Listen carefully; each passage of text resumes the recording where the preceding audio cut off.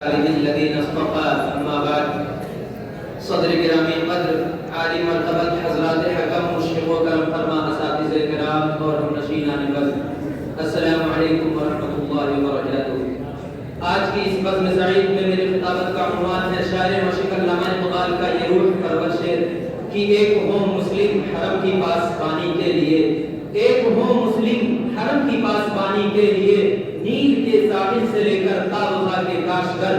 حضرات، ملت اسلامیہ کی تعمیر و تشکیل کے اہم اور بنیادی عناصر وحدت و اخوت اور اتفاق و اتحاد ہے، جو اس کے عقیدے توحید کا لازمی حصہ ہے۔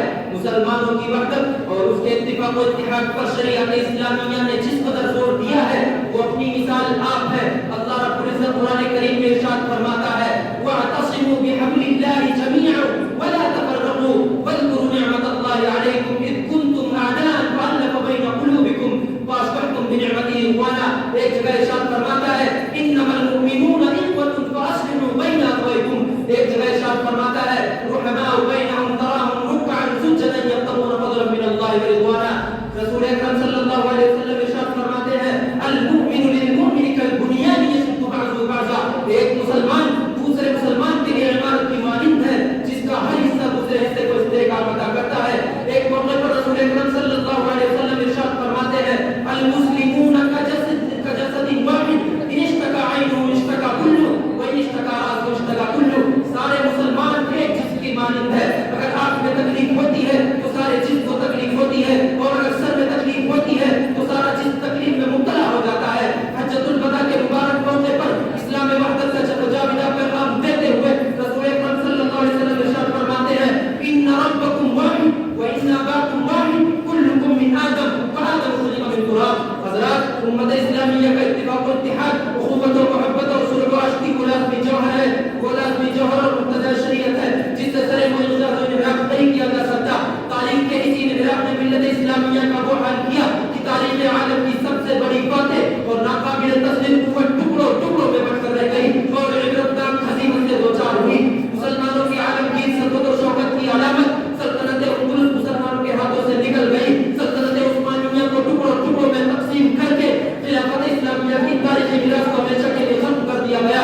سرزمین فلسطین پر درندہ شمار یہودیوں کا تسلط قائم کر دیا گیا۔ افغانستان اور عراق میں لاکھوں بے قصور مسلمانوں کے خون ناحق سے درندگی کی نئی نظیر قائم کی گئی۔ سچ کہا ہے علامہ اقبال نے آبرو باقی تیری ملت کی جمعیت سے تھی، آبرو باقی تیری ملت کی جمعیت سے تھی، جب یہ جمعیت گئی دنیا میں رسوا تو ہوا۔ آج بھی شام و سودان اور فلسطین میں ظالم قاتل اور سفاک دشمنوں نے مسلمانوں کے قتل عام کی ایک نئی تاریخ رقم کر رکھی ہے، لیکن مسلمانوں کا اختلاف و انتشار، ان کی علاقہ یہ سبیت و امتیاز، ذاتی مفاد بینی اور منافقانہ کردار مسلمانوں کے اتفاق و اتحاد میں سب سے بڑا روشنا بنا ہوا ہے۔ اور جب تک یہ باہمی اختلاف و نزاکت نہیں ہو جاتا اچھی امیدیں قائم نہیں کی جا سکتی۔ آج سے 1400 سال قبل امت مسلمہ کو قرآن حکیم نے کیا اچھی طرح آگاہ نہیں کر دیا تھا وَلَا تَنَازَعُوا فَتَفْشَلُوا وَتَذْهَبَ رِيحُكُمْ۔ آپس میں نظام پیدا نہ کرو ورنہ تم کمزور پڑ جاؤ گے اور تمہاری ہوا اوپر جائے گی۔ حضرات، اسلامی اتفاق و اتحاد تاریخ کا وہ روشن باب ہے جو کبھی فراموش نہیں کیا جا سکتا۔ اسی اتفاق و اتحاد اور قوت و محبت کی طاقت اور اس کے سیر روان نے دنیا کی ہر بات طاقت کو خط چٹا کر رکھ دیا تھا۔